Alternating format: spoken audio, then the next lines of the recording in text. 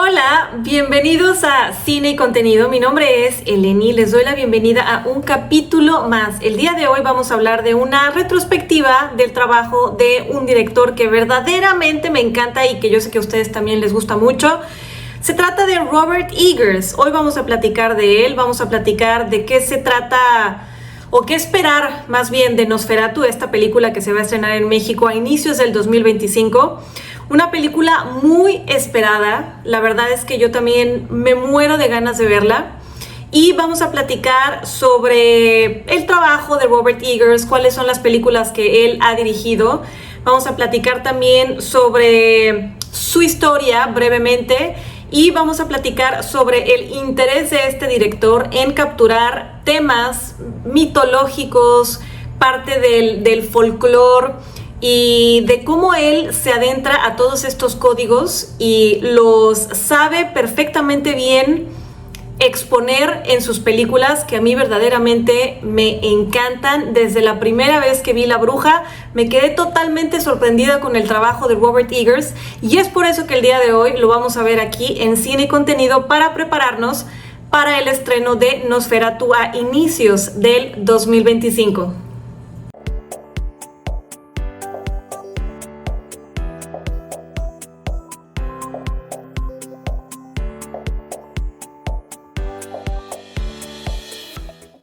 Y hoy estamos hablando sobre Robert Eggers, este director que se llama Robert Neil Eggers, nacido en Nueva York el 7 de julio de 1983 y que desde muy joven se interesó por el cine, el teatro y el diseño.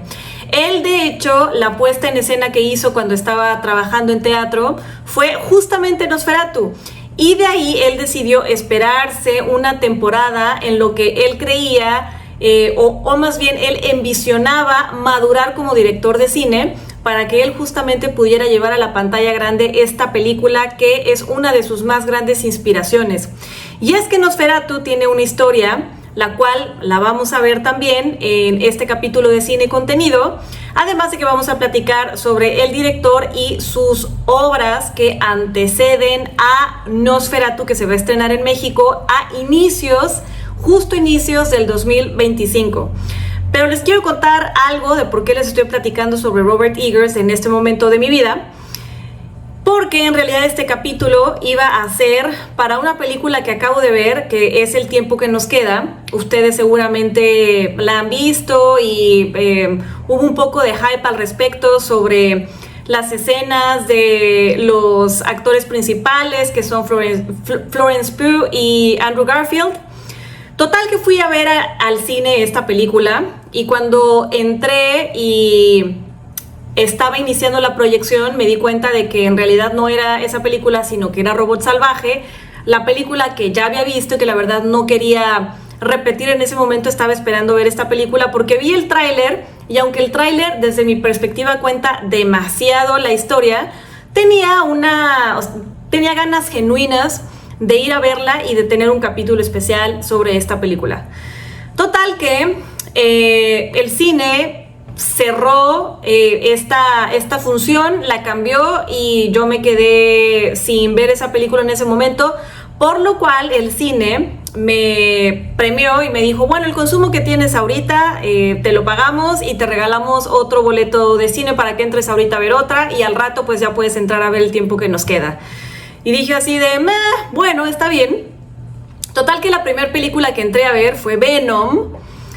y yo la verdad es que no tenía pensado verla, pero dije, bueno, la verdad es que voy a entrar a verla con una mente abierta, y entré a ver Venom, y de verdad me quedó claro de que de ese tipo de películas no voy a hablar en este canal. Hay muchos otros canales en donde se puede tocar esta información, y yo no lo voy a hacer porque no es la línea de películas que a mí me gusta. Me parece que es una película repleta de sitios comunes y de chistes que honestamente son muy malos, aunque yo entiendo perfectamente bien que es una película familiar. Pero bueno, es lo único que puedo comentar sobre Venom. Y ahora sobre El tiempo que nos queda, Cuando vi esa película, ya por fin después de que terminó Venom, vi El tiempo que nos queda y honestamente me pareció una película que tampoco vale la pena tener un capítulo sobre esta cinta que salió este año en el 2024 y que la interpretan Florence Pugh y Andrew Garfield. Y les voy a comentar varios spoilers, así que si no desean saber qué pasa en la película, sugiero que pasen al siguiente capítulo, que aquí en los comentarios viene dividido para que ustedes puedan avanzar capítulo por capítulo. Bueno, total que en esta película me parece que también está repleta de lugares comunes. Es una historia muy floja que no tiene ninguna problemática desde mi punto de vista. No es una historia que conecta, es una historia que es demasiado digerible y que resulta sosa. Y además en el tráiler en el que vi se cuenta perfectamente bien toda la historia de lo que va a pasar en la película, entonces no hay ninguna sorpresa, no hay ningún elemento que te cuente una historia nueva después de ver el tráiler, y eso verdaderamente a mí en las películas no me gusta y me pone de malas. Me pone de malas el hecho de ver un tráiler y de que ya sepa yo cuál va a ser la historia de la película y que llegue y que constate que efectivamente esa película tiene esta parte como un medio problema y que esta persona se conoce con esta persona a través de otro problema cuando Florence va en su automóvil y de pronto arrolla a este tipo y después de eso se enamoran. ¡Wow!, ¿no? Pero dentro de todo esto hay una parte que fue la que más inverosímil se me hizo de esta película, y es que en la historia Florence Pugh, además de ser la protagonista romántica, en su vida en la pantalla es una chef, y ella se mete a un concurso mundial que es el Bocuse d'Or, que es un concurso que son básicamente las olimpiadas de los chefs en el mundo mundial, y los que representan a su país en este concurso de verdad que dejan absolutamente todo como chefs en este gran concurso que es muy importante en la industria de la gastronomía. Dicho esto, ella se prepara para este concurso y en el momento en donde tiene que darlo todo, de pronto ella decide salirse en una acción que en el guión yo me imagino que la persona que lo estaba escribiendo quiso poner esta parte un poco heroica de bueno, ya logré lo que venía a hacer y mejor prefiero irme con mi familia porque como, by the way, ya me voy a morir de cáncer, digamos que mis días están contados. Esta parte, decido vivir esta parte de redención, lo cual se vio totalmente inverosímil porque ningún chef de la vida va a abandonar el Bocuse d'Or bajo ninguna circunstancia, por más cáncer, por más mal que se sienta, por más pésimamente mal que tenga problemas en la familia, con la esposa, que se vaya a morir. Ningún chef va a abandonar esa importantísimo concurso dentro de la gastronomía, o sea, es imposible. Entonces es por eso que además de que toda la historia es bastante sosa, este punto me pareció la cereza y dije, no puede ser posible, este guión es muy flojo. Y esos son mis comentarios sobre esta película. Es por eso que el día de hoy decido hablar mejor sobre Robert Eggers, porque ese día me pasaron dos cosas muy buenas en el cine. Uno fue que me regalaron un boleto más y el otro fue que pude ver el tráiler de Nosferatu de Robert Eggers, que me encanta el trabajo de él, y vamos a empezar a hablar sobre su trayectoria.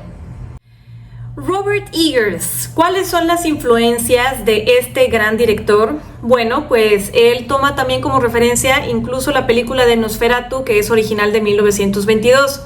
Esta película corresponde a una etapa muy importante dentro del arte, que es el expresionismo alemán, no el expresionismo abstracto, que eso ya fue después como por 1940, y que uno de sus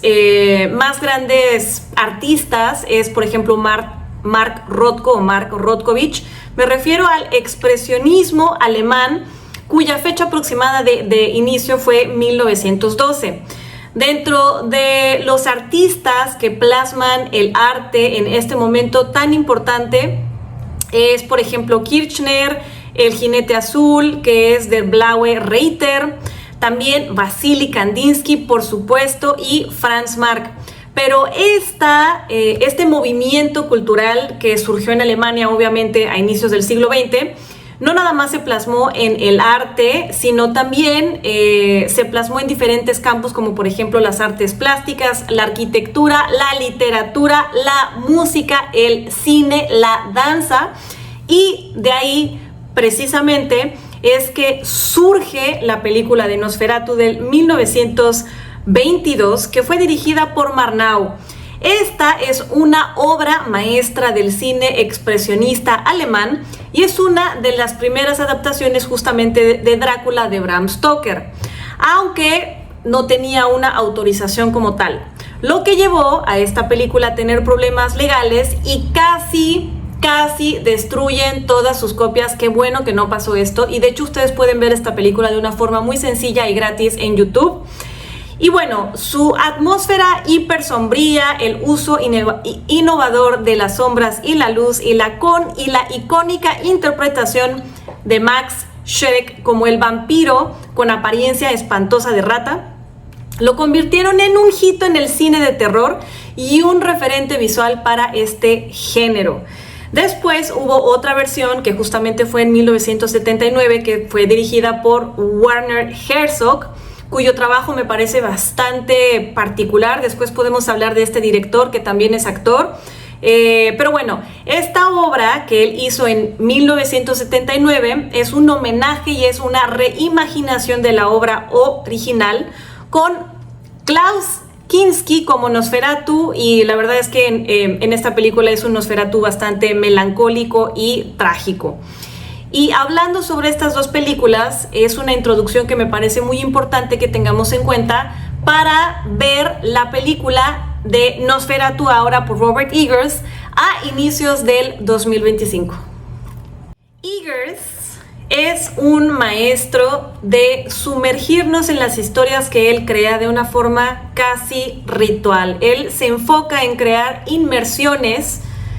que me parecen que son bastante interesantes a través de su específico y súper bien estructurado lenguaje visual, el sonido en sus películas, la música también que corresponde al folclore de lo que él en ese momento quiere exponer, la ambientación utilizando elementos de terror psicológico que van totalmente de la mano con el folclore de lo que él en ese momento está envisionando para la película. Es una persona súper clavada, y por eso también me encanta su trabajo, porque ya investigando les voy a contar, por ejemplo, de qué va y cómo él investigó todo el tema para desarrollar la película de La Bruja. La Bruja, que fue una película en el 2015 y que marca su ópera prima en largometraje, porque tiene versiones más cortas. De hecho, tiene un corto que está súper interesante de una historia de el mismísimo Edgar Allan Poe, el maestro Edgar Allan Poe. Y si a ustedes les gusta Robert Eggers y el simbolismo y la esotérica y la poesía, por supuesto que les va a gustar Edgar Allan Poe. Y si no han leído nada de él, de verdad que les aliento a que lean a este gran autor. Y él tiene una historia que se llama El corazón del actor, que Robert Eggers llevó a la pantalla a través de un mediometraje. También tiene otro cortometraje que se llama Brothers. Los dos los pueden ver en YouTube y la verdad es que se los recomiendo. Están ahí gratis, están súper buenos y definitivo espero que los puedan ver. La verdad que son dos obras de arte. Ok,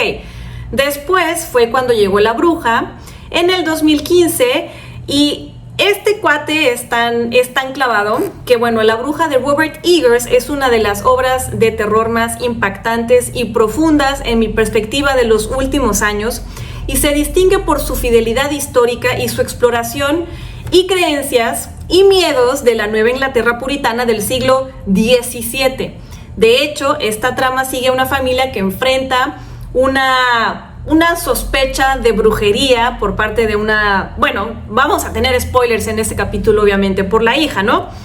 La cual desata una serie de eventos terroríficos que revelan sus propias fracturas internas y los abismos en la fe de esta familia que era súper puritana.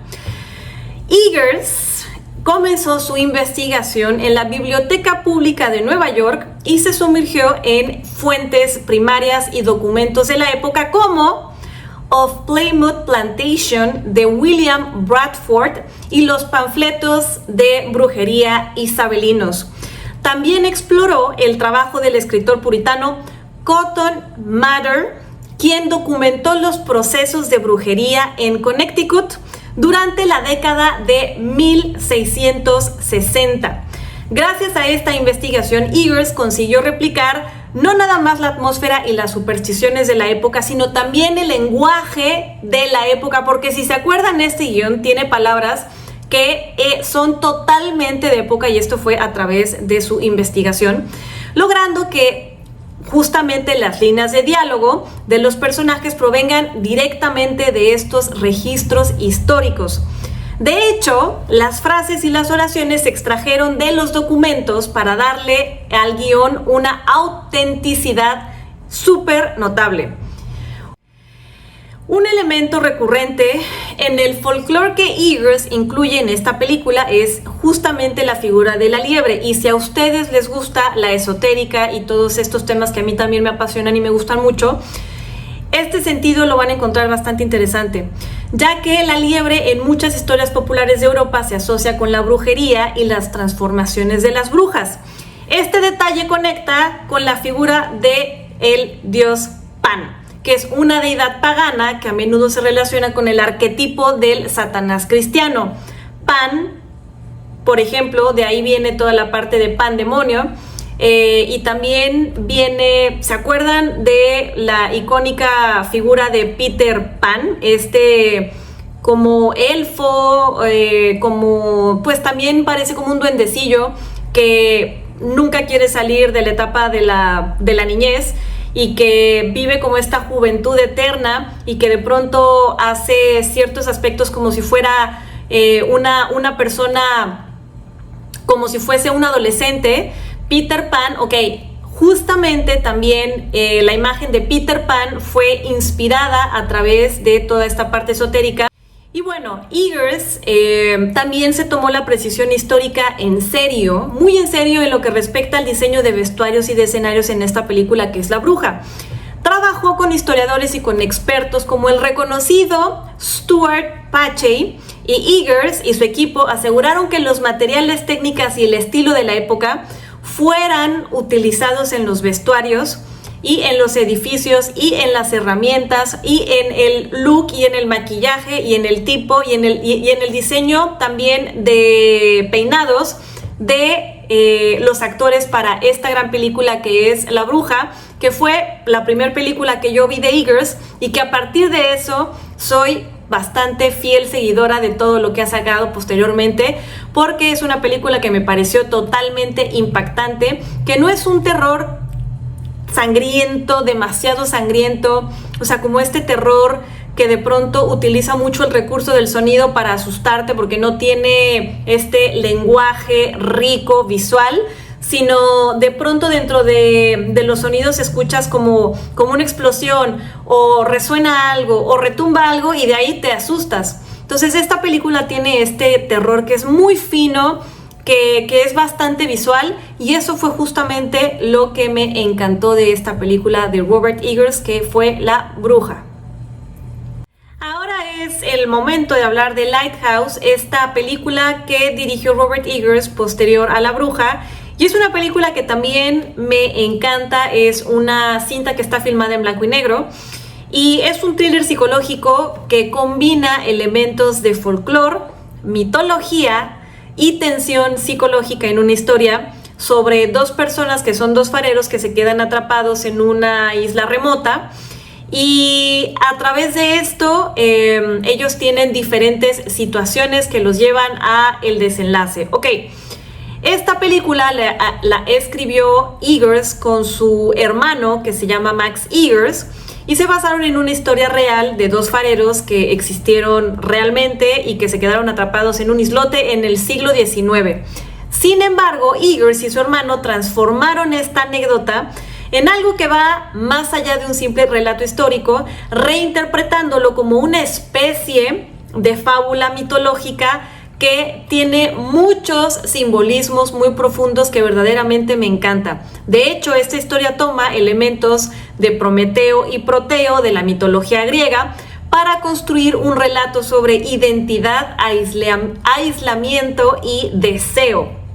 La luz del faro, de hecho, considero que se convierte en el objeto del deseo al mismo tiempo que es el objeto del conflicto, casi como una fuerza femenina inalcanzable, especialmente por el personaje que hace Willem Dafoe, quien la trata como si tuviera un carácter propio o como si fuese una entidad viva.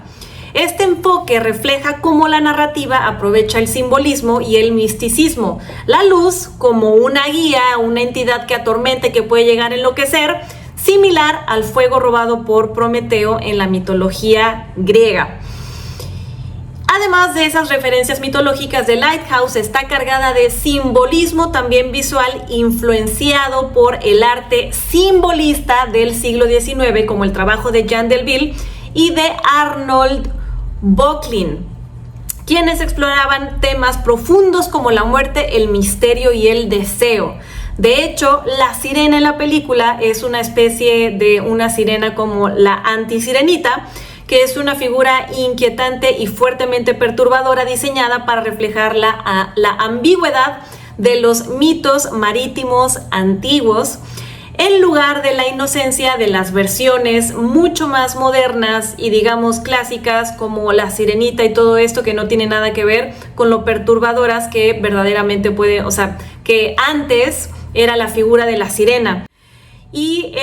bueno, este filme, regresando al tema de Lighthouse, este filme se aleja del estilo de narración tradicional, donde todo, absolutamente todo se tiene que resolver y explicar, y si no se resuelve y no se explica, entonces es algo que es totalmente incierto.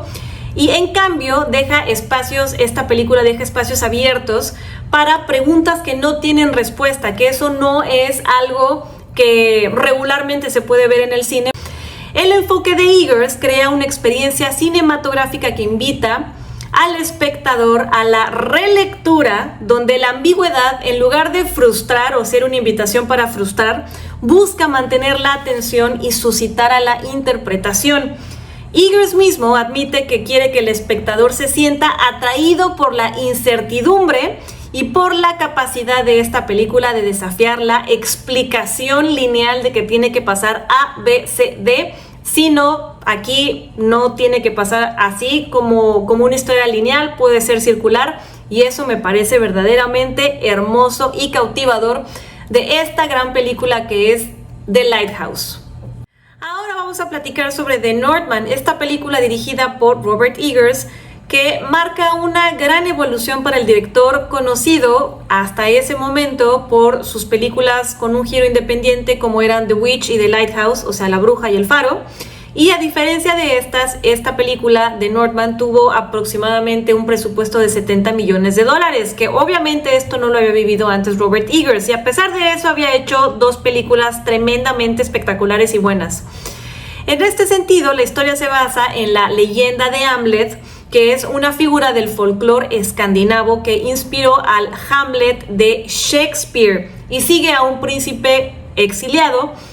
en su misión de vengar el asesinato de su padre. Este proyecto desafió a Eggers a trabajar en un ámbito de producción que nunca había explorado antes, que era básicamente rodar grandes y enormes escenas de acción, pero al mismo tiempo seguir con su visión distintiva de lo que Eggers imprime a cada una de sus películas, sin perder este objetivo y sin dejarse ganar por el tema de las grandes producciones, de los grandes presupuestos y de los proyectos en donde obviamente conlleva mucho más personas que participen en una misma visión creativa.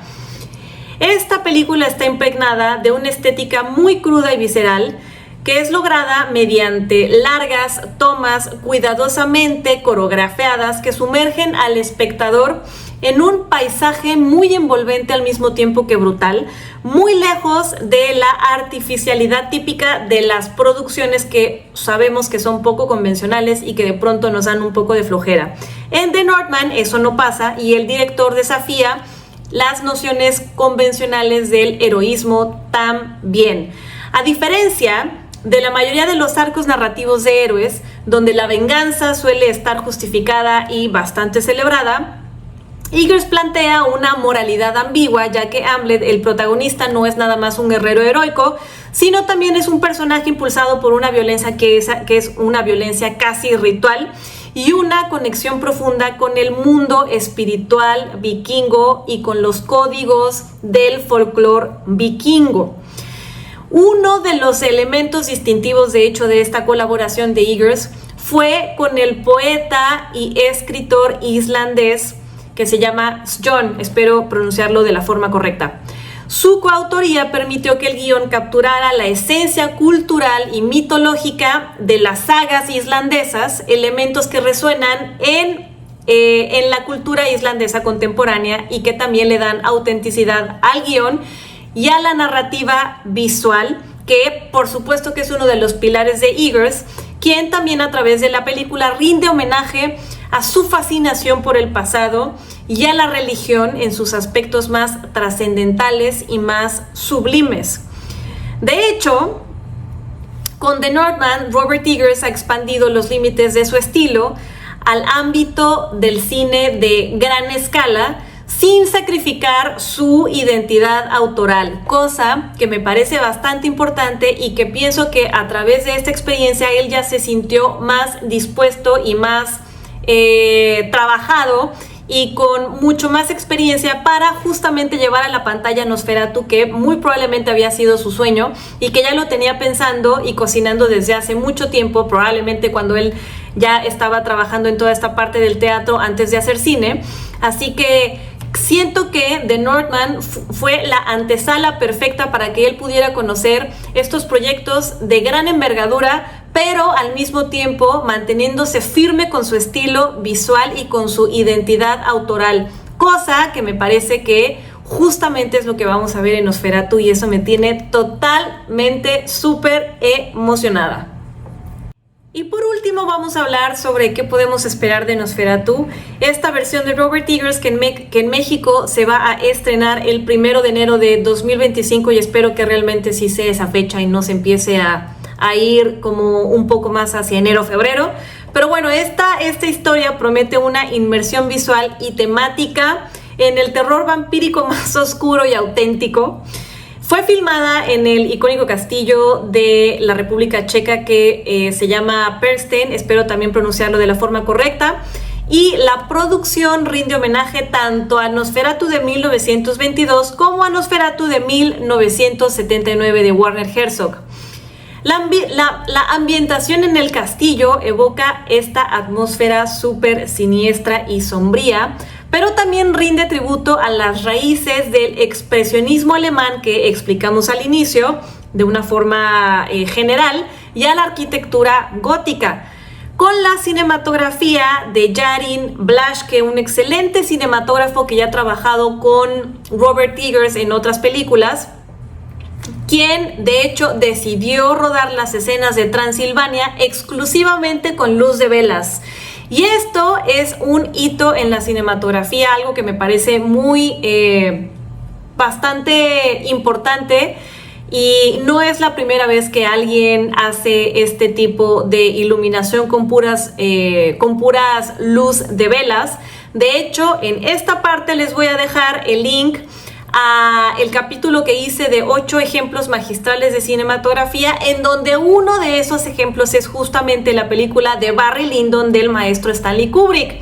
que el maestro Stanley Kubrick para esa película le llamó a la NASA para que le hicieran el favor de, bueno, no el favor, pero bueno, para que le hicieran tanto un lente especial como una película que les permitiera filmar escenas de Barry Lyndon con luz de velas en varios de las escenas de los interiores. O sea, esto es un gran desafío. Yo sé que probablemente no es fácil imaginar que iluminar con luz de velas es tan complejo, pero es una tarea bastante compleja en cinematografía. En primera, porque la luz de vela es súper inestable. También para todo el tema de continuidad con luz de vela, si es que está dentro del encuadre, pues bueno, representa que también la luz de vela, o sea, que la vela no se puede ver primero aquí y luego acá y luego acá, y que de pronto sea un tema de continuidad. Pero también requiere ciertos aspectos importantes de ajuste, tanto en la temperatura como en el uso de una película, también en todo el sistema que utilizan los cinematógrafos para poder hacer eso. Actualmente, 2024, obviamente que tenemos mucho más avance y que para ellos representó un reto, pero no el mismo reto que habrá representado para el maestro Stanley Kubrick, así que les pido que vean el capítulo de los 8 ejemplos magistrales de cinematografía, porque ahí expliqué sobre esa película y como otras películas. Nos fuimos platicando sobre toda parte, como la parte de la línea cromática. También expliqué sobre el punto áureo, la proporción áurea, encuadres. También puse un ejemplo de una gran película que está filmada también en blanco y negro, y expliqué sobre pues también todos los retos que se tienen cuando se filma en blanco y negro. Total que la verdad es que es un capítulo muy bueno, espero que lo puedan ver. Ya les dejé el link por acá y también se los voy a dejar en comentarios para que puedan ir. Y bueno, regresando a todo el tema de esta película de Nosferatu, a diferencia de otras representaciones vampíricas que enfatizan la seducción o la sofisticación, como una entrevista con el vampiro, por supuesto, este Nosferatu es una figura masculina y ominosa que se aleja de todos los clichés modernos. De hecho, Eggers y Sarsgaard, que va a ser el conde, dedicaron mucho tiempo a desarrollar una versión del conde Orlok que combina los elementos del folclore y el ocultismo, y que en esta historia ambientada en la Alemania de 1838, Eggers va a indagar en los miedos colectivos y en las supersticiones de la época, inspirándose en el contexto cultural de los primeros rumores de vampiros que aterrorizaban a las aldeas. Y bueno, ahora vamos a platicar brevemente sobre el papel de Lily Rose Depp, y les quiero comentar sobre este tema porque me parece que Lily Rose Depp se ha preparado bastante y tiene, pues, o sea, considero que es bastante buena actriz.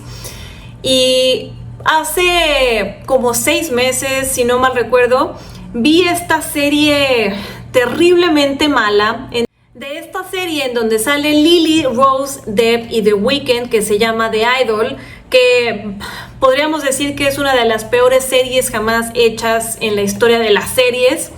Una serie en donde yo pienso que The Weeknd, en lugar de personificar a pues un personaje irreal, él más bien personificó a aquella persona que realmente es en la oscuridad de su ser, y todo le queda tan real que es, y sus actos son tan grotescos y tan asquerosos dentro de esta serie que verdaderamente, o sea, me incomodó de verla, de lo terrible que me pareció todo, o sea, toda la historia, el guión. De verdad que es una serie muy mala. Tuve que dosificarla porque se me hacía muy compleja de ver, muy pesada, súper densa, y lo único rescatable de esa serie, que es bastante mala, es justamente la actuación de Lily Rose Depp, que lo hizo perfectamente bien a pesar de todo lo que se ha de haber presentado, y de tener a esta persona en el set de Weeknd haciendo este tipo de actuación soez, machista, como si fuese aquel, o sea, como aquel hombre que no te quieres encontrar en la vida. Eso personificó The Weeknd en esta serie muy mala. Pero bueno, la cosa es que, dicho todo esto, siento que Lily Rose Depp, de alguna u otra forma, a pesar de todas estas situaciones, pues ha conseguido también crecer como actriz, y me llama mucho la atención porque en esta película considero que verdaderamente lo va a hacer súper bien. De hecho, también investigué que trabajaron con una coreógrafa que se llama Marie Gabrielle Roti para desarrollar los movimientos y los gestos que son inspirados en la preciosísima danza Buto japonesa, que también es parte de un ritual y que también es parte del folclore de la cultura japonesa, representando esta serie de movimientos y convulsiones que va a tener Ellen mientras se comunica mental y físicamente con el vampiro, ya que en la historia ella siente una fuerte conexión con el conde Orlok antes de siquiera saber qué es lo que ya estaba pasando. Este enfoque físico y visceral añade un matiz único y aterrador a la historia, haciendo que Ellen, que es una figura trágica, quede atrapada más bien entre el amor y la muerte. En esta película, Eggers eleva la escala de producción al construir 60 sets en Praga, capturando tanto los detalles de la Alemania de inicios del siglo XIX como una Transilvania medieval. Y con esta libertad, el director logra planos largos que evocan al cine de Hollywood de los años 40 y elige un lenguaje más formal en los diálogos de sus personajes, inspirado justamente en el estilo de Jane Austen y de Charles Dickens. De esta forma, Eggers nos va a sumergir en un mundo oscuro y místico que solamente él va a poder recrear con tal precisión. Y bueno, con Nosferatu, Eggers nos invita a redescubrir el horror en su forma más pura y visceral, despojando al vampiro de los estereotipos modernos y un poco hasta medio romantizados, y devolviéndolo a su esencia aterradora, puramente aterradora, y no a esta visión que tenemos de esta película. Ya ni me acuerdo cómo se llama esa película, pero es en donde sale el vampiro que empieza a andar, que se enamora de la chava y que de pronto tienen una hija. De súper mega flojera. Si a ustedes les gusta, a mí me pareció como un poco de flojera, pero bueno, de esta película que no me acuerdo cómo se llama. Ok, todo esto está siendo totalmente revisitado y mejorado por Eggers, en donde nos va a presentar un conde Orlok que verdaderamente es aterrador, y la mezcla de rigor histórico y cine expresionista. En esta versión resalta la habilidad de Robert Eggers para tomar historias clásicas y transformarlas en algo que, a la vez que es nuevo y reverencial, también tiene todos estos elementos del pasado y del folclore y del misticismo y del ocultismo y también de textos de los grandes autores de literatura del siglo XX. Súper interesante que va a estar esta película, me muero de ganas de verla. Déjenme un comentario si ustedes también ya quieren ver esta película de Nosferatu de Robert Eggers. Esto fue el capítulo del día de hoy aquí en Cine y Contenido. Les agradezco que estén conmigo y que se hayan quedado hasta el final de este capítulo, en donde hicimos una retrospectiva del maestro Robert Eggers. La verdad es que me encanta este director. Me parece que vamos a ver una película que es bastante interesante, nutrida, y que tanto en su lenguaje visual como auditivo, como música, como guión, vamos a tener esta sorpresa de ver a un conde Orlok, a un vampiro que verdaderamente es un vampiro, o sea, bastante vampiresco y de horror. Yo soy Eleni, les dejo un gran abrazo, espero que tengan muchos momentos de buenas películas en la siguiente semana, y nos vemos en el siguiente capítulo aquí en Cine y Contenido. Recuerden, por favor, suscribirse al canal, dejarme siempre un comentario. Si se suscriben al canal me ayudan muchísimo para que esta información le llegue a más personas que estén interesadas en el buen cine, en análisis de películas que hacemos aquí, también información que vamos a estar dando, que está súper interesante. Así que por favor suscríbanse y nos vemos en el siguiente capítulo aquí en Cine y Contenido.